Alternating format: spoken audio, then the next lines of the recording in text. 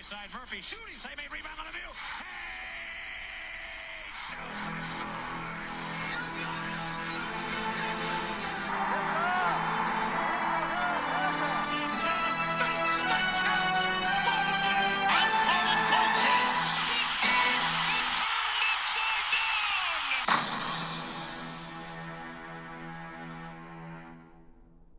Hey everyone, this is Casey. You are watching the Red Rubber Duckwind All Sports Network, and it is time for a Week 6 recap and Week 7 predictions for college football. So, of course, I wasn't able to do a Week 6 predictions because I was working the pizza trailer, and I wasn't going to have enough time to make 2 videos. And so, yeah, it's going to be another last week's recap and then predictions for this week. But let's go ahead and quickly go over the Week 6 top 25 matchups because we're not going to take much time. There's only like 15 matchups, ranked matchups that occurred last week. Let's go ahead and go over them. First up, we got West Virginia losing the number 23 BYU, who I did pick to win. Barrett Baumeier, I think that's how you pronounce it.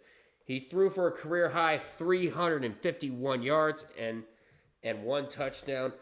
The Cougars really made Khalil Wilkins' first career start a living hell because he had 170 yards on offense and he threw 2 interceptions.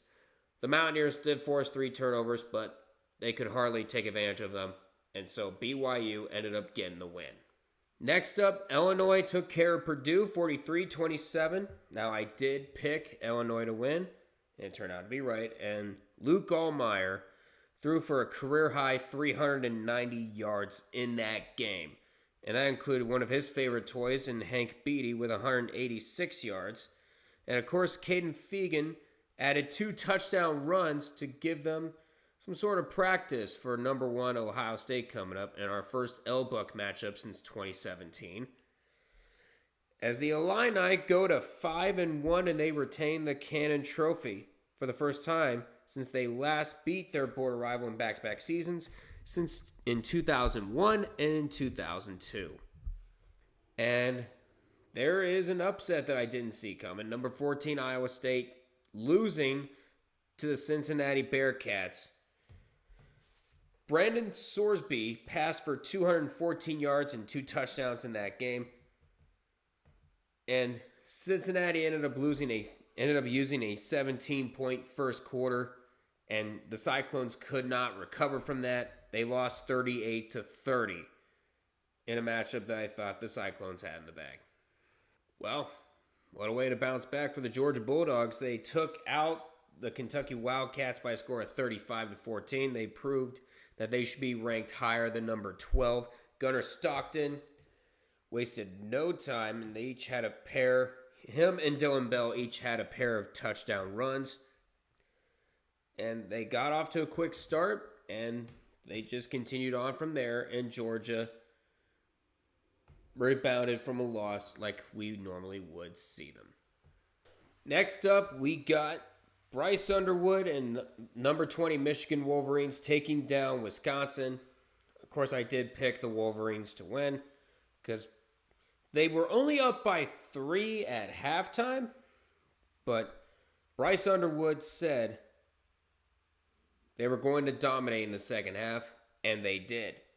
They pulled away in the second half when Underwood threw a 29-yard pass to Donovan McCauley, and they ended up winning 24-10. And Michigan has pulled to 4-1. Texas, you okay? They ended up losing to Florida in the Swamp 29-21 as DJ Lagway improved dramatically. A season-high 289 yards and 2 touchdowns from him. And Florida upset Texas, and the Longhorns would go from preseason number 1 to not even in the top 25. That is how poorly that Texas has performed. And it seems like that Arch Manning and the that number one preseason ranking, yeah, this is why you play the games.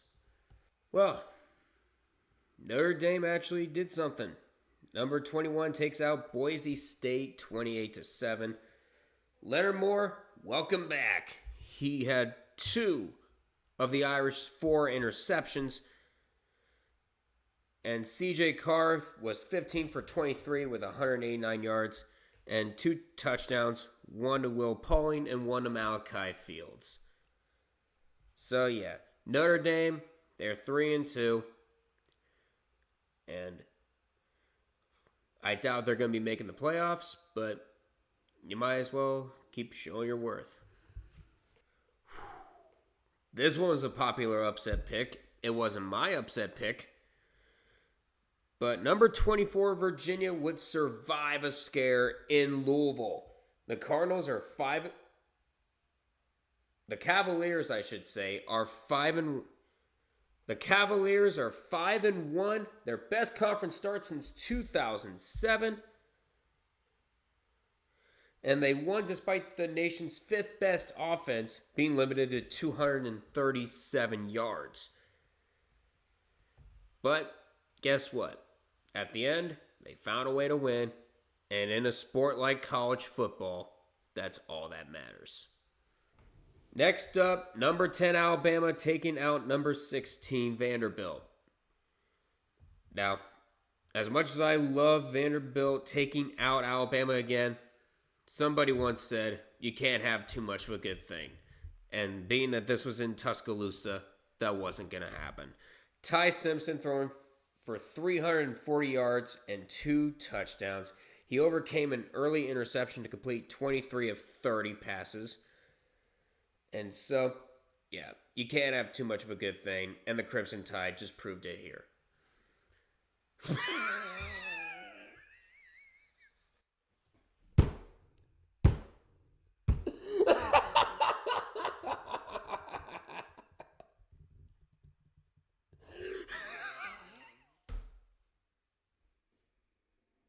You lost to UCLA.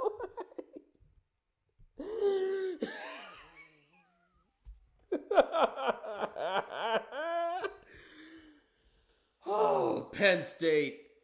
You wonder why people don't take you seriously. 42-37 the final. A team that has not won a single game this season. Oh my gosh. The first 0-4 or worse team to beat a top 10 team in 40 years. Penn State. You wonder why people don't take you seriously. You let Nico Amalevia, of all people, go for 3 touchdowns, or run for 3 touchdowns, I should say, and throw for 2 more. Penn State, are you legit?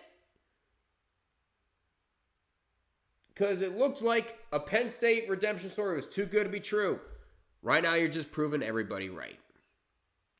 Because, Penn State, you go from this to being unranked. Well done. First off, I'm glad Oklahoma is 5-0, but you went up against Kansas State. 44-0. And Oklahoma has been catching heat after a midseason. I don't know what you expected. Let's move on.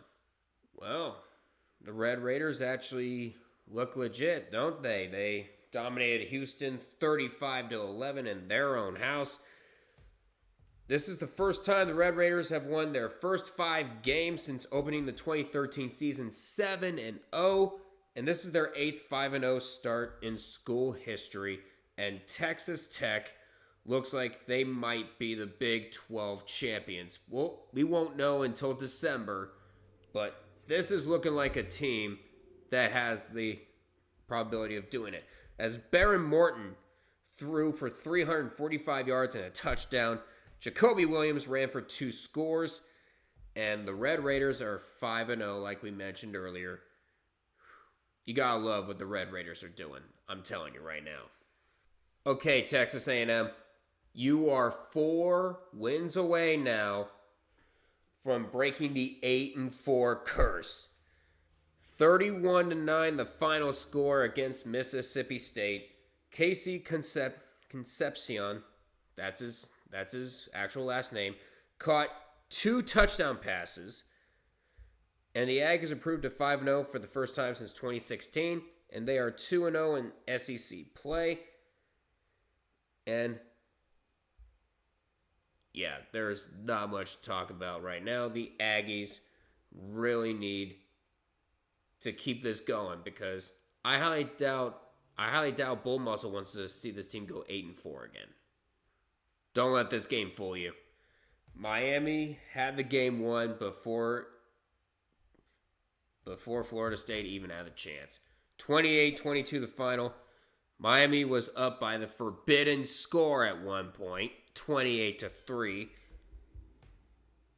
But Miami's offensive line mostly kept Bick's jersey clean as he completed 20 of 27 passes for 241 yards. And so the Hurricanes, they are now 5-0. They've won their first road game of the season. And they captured their third win over an AP top 25 team, with the other 2 being Notre Dame and South Florida. So Miami is going on a bit of a redemption story in the ACC. Will it continue? We shall see. And Ohio State, the top team in the country, rolling to a 42-3 win over Minnesota, and Julian Sand is getting more and more comfortable.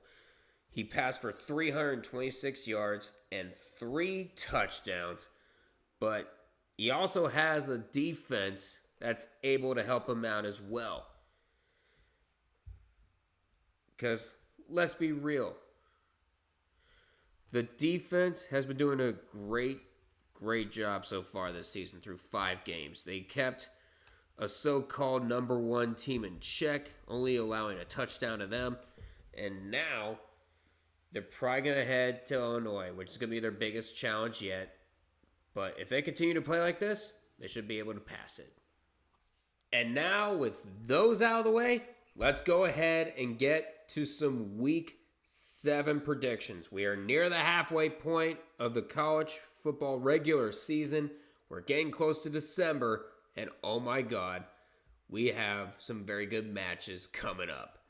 The first one on Friday night, number 24 South Florida traveling to Denton to take on the North Texas Mean Green.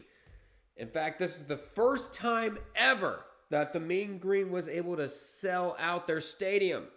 Because North Texas, they are 5-0 and they're unbeaten after 5 games for the first time since 1959. They've been receiving votes in the AP Top 25 and the coaches' polls for the first time since 2018. And I feel like if they beat the Bulls, they might, and I mean might, be one of the favorites for that all-important Group of 5 playoff spot. But South Florida is back in the top 25 after losing 49-12 to Miami. They ended up picking up wins over South Carolina State and Charlotte. But it's going to be a rowdy crowd up at North Texas. And I think the Mean Green are going to feed off of that. I'm going to say North Texas wins it. Whew. And like I mentioned before, the Ella Buck Trophy is back on the line for the first time since 2017. Number 1, Ohio State traveling to Champaign to take on number 17, Illinois. The Buckeyes are 5-0 after a 42-3 rout over Minnesota. And now Illinois is going to have plenty of challenges, including stopping Julian Sand, Carnell Tate, Jeremiah Smith, Bo Jackson. There is a whole lot of names that they have to worry about. And while Minnesota did try to contain Jeremiah Smith, they left Tate they left Tate to set to career highs in catches and in yards, as well as a touchdown from him. But Jeremiah Smith was quote-unquote limited to 7 catches for 67 yards, but 2 touchdowns for him. So yeah, this is going to be a tough task for Illinois here. And I have a feeling that Ohio State is going to make them flunk.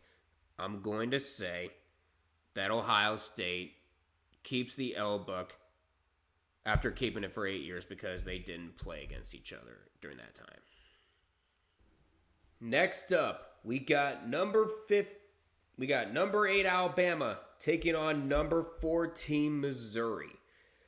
So, Missouri, they did have a bit of a light schedule, but now this is your biggest test yet. Who cares if Nick Saban isn't the coach anymore? This is still Alabama we're talking about here. The Tigers are 5-0. Yes. And the Crimson Tide, they're 4-1, but they're 2-0 in the SEC right now. And they both have. Now, both Alabama and Missouri have the same amount of wins straight at home with 15. The tie for the second longest such streak nationally behind Oregon's 18-game home winning streak. But Missouri is rolling up an average of 45.2 points per game.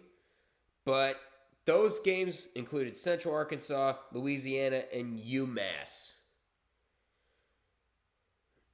And Kalen DeBoer knows that this team, even with that soft schedule, isn't to be taken lightly.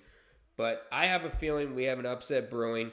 I'm going to say the Missouri Tigers take out Alabama. Please, it'd be so funny. Oh boy, we got Pittsburgh traveling to Tallahassee to take on number 25 Florida State. After nearly dropping out of the AP poll, you better bet the Seminoles are going to be trying to find their mojo again. A second straight defeat at the hands of Miami. And now they host Pitt, who's known for disappointments. Now, when you drop from 7 to 25, that's a sign you might want to get your act together. And I have a feeling that Florida State will do just that. I'm going to say Florida State wins it. Holy crap, Ole Miss. The number 4 Rebels will host the Washington State Cougars. The Rebels are 5-0. And they are one of 5 teams undefeated in SEC play, but they are the only ones with 3 conference wins. Lane, different leagues, Kiffin does not want his players to lose their edge. And he's right, because you are 5-0, you're number 4, but you got to earn it. And if you lose to Washington State in your own house, it's going to be hard for people to take you seriously. While Austin Simmons is getting closer to 100%, Trinidad Chambliss has been playing very well in his absence. So they do have a quarterback controversy, but this is a good one. This is a good quarterback duo that they got in Oxford. And I think they're going to use that to their advantage. Give me number 4 Ole Miss to win it. Oh, this is going to be a good one. Number 7, Indiana, taking on number 3, Oregon. You have 2 quarterbacks who are both equally as good as one another. Fernando Mendoza, 1,208 yards, 16 touchdowns, and a pick so far this year. As for Dante Moore, 1,210 yards, 14 touchdowns, and a pick. This game is going to go either way. But Oregon goes in as 7-point favorites. Both of these teams are top 40 when it comes to passing yards. Both of these teams, Indiana is in 6th in rushing yards, while Oregon is in 11th.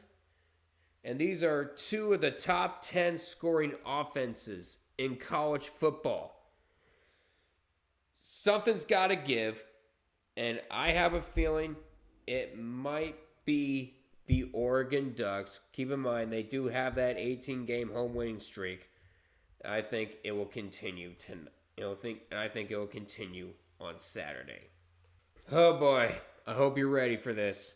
The Red River rivalry, number 6 Oklahoma, taking on a preseason number 1 for some reason in Texas. John Mater has taken over the quarterback position for the Sooners, and he's been taking it very well. 1,215 yards, 6 touchdowns, and so far 3 picks. But Arch Manning has not lived up to the preseason hype. He does have 1,151 yards and 11 touchdowns, but 5 interceptions are definitely hurting him. So I would look for this to be a defensive battle, because Oklahoma has the top defense in college football. Meanwhile, Texas defense isn't much to ignore either. They're 14th overall.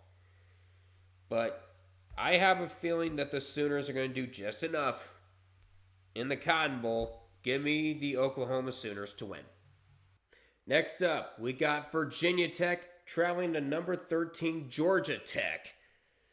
Now, Haynes King has not been able to do well in the air, but whatever he does in the air makes up for what he does on the ground. 380 yards, 7 touchdowns, and they may not have the best passing offense, but they certainly have one of the top 25 offenses in terms of rushing. And I think that might be enough to put them over the edge against the Hokies. Give me the Jackets to win it. Next up, we got NC State traveling to South Bend to take on number 16 Notre Dame. This is going to be a quarterback duel. C.J. Bailey with 1,660 yards, 13 touchdowns, and 4 picks. He's having himself a year. And Notre Dame's C.J. Carr, so it's a battle of CJs there. 1,280 yards for him, 11 touchdowns and 2 picks. The Irish are coming off of their 3rd straight win after starting 0-2 to start the year. And NC State is hoping to build on a successful game 1 week ago when they cruised to a 56-10 win over Campbell, which snapped a 2-game skid after losses to Duke and Virginia Tech. And hopefully the Wolfpack will be able to keep this momentum, but I don't think it's going to be enough. I'm going to say the Fighting Irish take this one. Next up, we got number 22 Iowa State traveling to Colorado to take on the Buffaloes. Now, Iowa State now has a chip on their shoulder. They just lost to Cincinnati. And meanwhile, Colorado is hoping to have Coach Deion Sanders back on the sideline after he had to remove blood clots from his left leg earlier in the week. But the Cyclones coach, Matt Campbell, said that 38-30 loss at Cincinnati came down to a lack of execution in all 3 phases.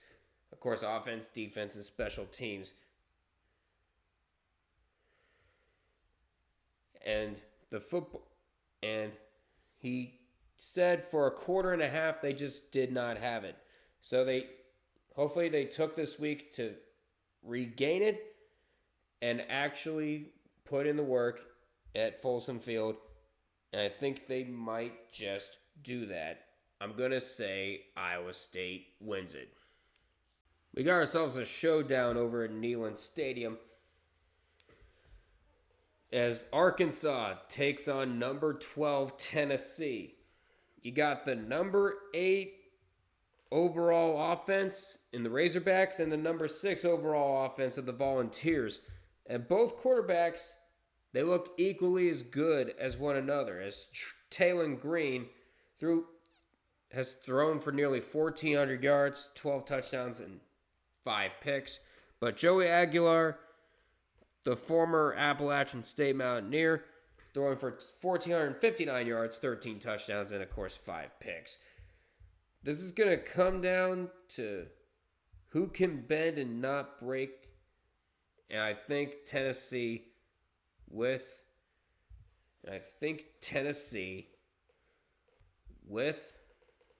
their mentality, I think they're going to go in and win. Next up, we got ourselves what looks like a defensive battle at Kyle Field. We got Florida taking on number 5 Texas A&M. The Aggies have an opportunity to go 6-0 once again. And you have 2 high-powered defenses, which is why I say it's going to be a defensive battle. While Texas A&M is at number 21 in the country, Florida is at number 24 in the country. So that's why I think you're not going to see much scoring from DJ Lagway and Marcel Reed. And right now, I have a feeling, I think that Texas A&M is going to beat Florida despite some of the upset picks that are happening. Next up, we got the Kansas Jayhawks taking on number 9 Texas Tech. The Red Raiders have just reached the top 10, and I have a feeling they're going to be staying there for a long time because you have the top-ranked offense as well as the 9th best defense in college football. And I really think that Kansas is going to be treated like chicken. I'm going to say Texas Tech wins it. Next up, we got number 10 Georgia taking on Auburn and Jordan-Hare. Now, the Georgia offense and the Auburn defense, they're about equal to one another. Because while Georgia's offense is 34th, Auburn's defense is sitting at 37. Now, the problem with Auburn is their offense is outside of the top 100. Meanwhile, the defense has been suffocating, especially their rushing defense. And I have a feeling that Georgia is going to make Jackson Arnold's time a living hell, and Gunnar Stockton is going to run all over the Auburn defense. I'm going to say Georgia goes in to Auburn and wins. Number 15, Michigan, is traveling to the Coliseum for the first time since 1957 to take on the USC Trojans. Both of these teams sit at 4-1, and all 6 of USC's Big Ten losses since joining the league last year have been by 1-score margins. And USC ran into a familiar scenario for its first loss of the year. But the 2025 Trojans are a different team than last year's Trojans, who finished 6-6. And both of these teams have a similar mindset. And right now, I have a feeling that Michigan has gotten better as time went on. I'm going to say that the Michigan Wolverines go in and win. And now you have LSU coming off their bye week. They're at number 11, and they're hosting South Carolina. This is a start of the SEC gauntlet for the Tigers, and they squandered much of their margin for error in trying to reach the college football playoff because as of right now, they'd be the last at large. So LSU has a lot of work to do. And with South Carolina, they should be able to do that because LSU does have a top 25 defense, but their offense might need to do a lot of work against South Carolina's stout defense, who, while not as strong, they can still make Brian Kelly's time a living hell.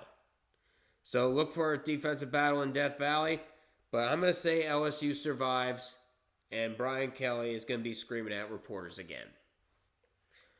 Next up, we have BYU at number 18, traveling to Tucson to take on the Arizona Wildcats. BYU has a near top 25 offense, and you're going up against a top 10 defense in college football. They know how to stop the pass. They're at 11th, and they're known for stopping the run. They're at the top 25, and this is going up against a top 15 rushing offense. And BYU's defense, a little bit better, because they're sitting at 8th overall in the country. And so, look for this to be a defensive battle as well. But I have a feeling that this is going to be another upset pick for me. I'm going to say Arizona wins it over BYU. And last but not least, we got number 21, Arizona State, taking on Utah. And this is yet another one of these matchups where both of these teams are where both quarterbacks are equally as good as one another.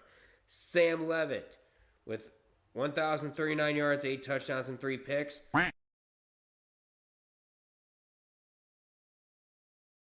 And Devin Dampier, 1,027 yards, 11 touchdowns, and 3 picks.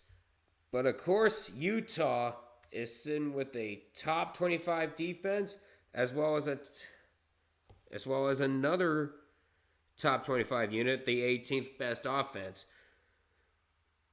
And both of these teams are sitting at 4-1, but in terms of rushing, Arizona State's in the top 25 in that, with the best rushing defense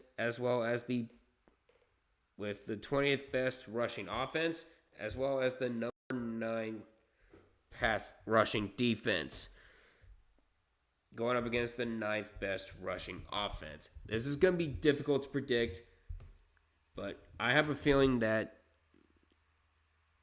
Arizona State, despite being 10-point underdogs, is going to go into Utah and win this.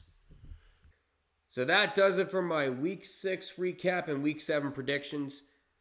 I hope you guys enjoy this college football week. And hopefully I'll be able to get a chance to get the Week 8 predictions early out for you guys. And so look forward to that. Please continue to show your support by liking the videos, leaving nice comments, and subscribe, of course, to the Red Rubber Duck One All Sports Network, and hit the bell icon to be notified on any future uploads.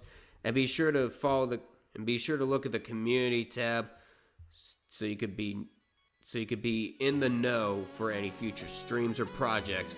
But thank you guys so much for watching. Until we meet again, I will see you all in the next one. Take care, everyone.